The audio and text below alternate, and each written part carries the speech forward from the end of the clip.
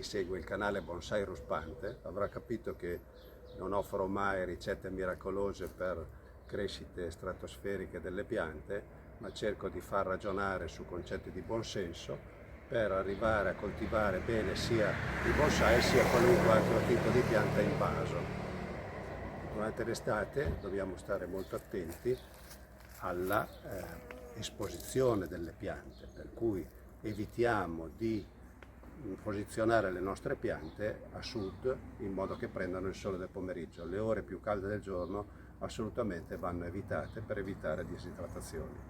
Attenzione anche al vento che disidrata molto le nostre piante e quindi in base a questi fattori dobbiamo regolarci per praticare una corretta irrigazione ai vari tipi di piante. Come fertilizzazione possiamo procedere per tutta l'estate, ma evitare sicuramente le ore più calde del giorno, avere una frequenza all'incirca settimanale, ma saltare tranquillamente qualche settimana se ci fosse troppo caldo.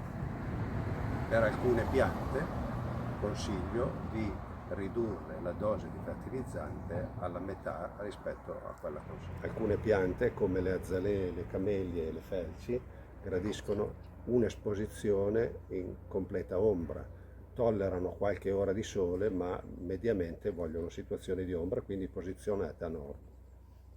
Quando sono in fioritura come l'azalea desiderano una grande quantità di acqua, quindi è consentito mettere l'acqua nel sottovaso fino a quando non viene assorbita completamente dalla pianta.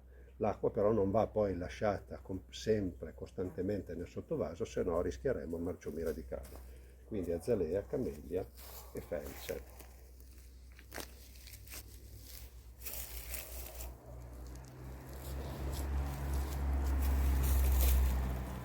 Qui abbiamo gruppi di piante che amano il sole, quindi diverse ore di sole, ma gradiscono avere tantissima acqua a disposizione.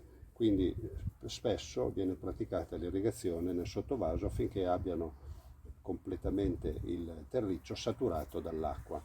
Anche qui ogni tanto togliere l'acqua per lasciare aspirare il terreno. Abbiamo degli hibiscus, ne vedete qui 3, le glicini, ne vedete 2,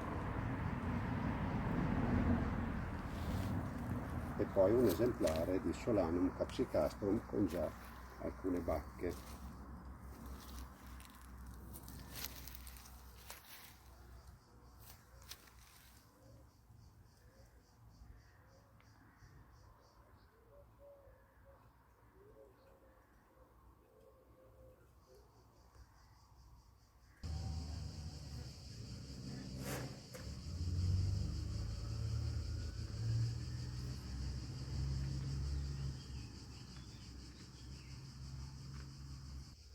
I ficus sono piante tropicali dalla generosa crescita che amano il sole e fra l'altro gradiscono anche abbastanza poca acqua. È logico, vanno irrigate direi quotidianamente, ma con quantità d'acqua abbastanza ridotte.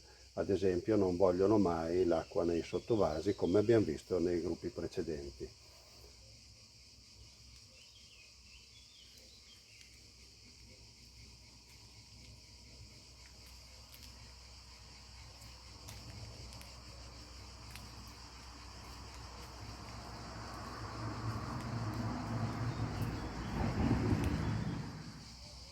Piante succulente come la Portulacaria afra o la Denium obesum o l'aloe vera tollerano sicuramente posizioni di pieno sole e gradiscono irrigazioni poco frequenti.